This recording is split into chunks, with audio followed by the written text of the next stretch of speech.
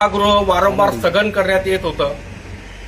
त्याच्यामुळे परीक्षा असतील, नीट पेपर लीक असेल, अजून तरुणांच्या बेरोजगारीच्या समस्या असतील, इतर सर्व बाबतींवर जोरात चर्चा करण्याची मागणी आणि त्यातून मार्ग काढण्याची मागणी विरोधी पक्ष नेते आदरणीय राहुल गांधी यांनी लावून धरली होती. परंतु सरकारने तसंही न करता संसद शेवटी बरखास्त केली. त्यामुळे सर्व काँग्रेसच्या सदस्यांनी, विरोधी पक्षाच्या इंडिया आघाडीच्या खासदारांनी पंतप्रधान मोदींच्या घरासमोर ठिय्या आंदोलन केलं की त्यांचं लक्ष वेधलं जावं आणि त्यांनी या प्रकरणात गांभीर्याने लक्ष घालावं. परंतु तसं काहीही न करता देशाच्या विरोधी पक्ष नेत्यावर कारवाई करण्यात आली, त्यांना उचलून नेण्यात आलं, त्यांच्यावर अटक करण्यात आली. असे निर्घृण प्रकार म्हणजे लोकशाहीला मारक असलेले सर्व प्रकार आणि सर्व प्रयत्न करण्यात आले.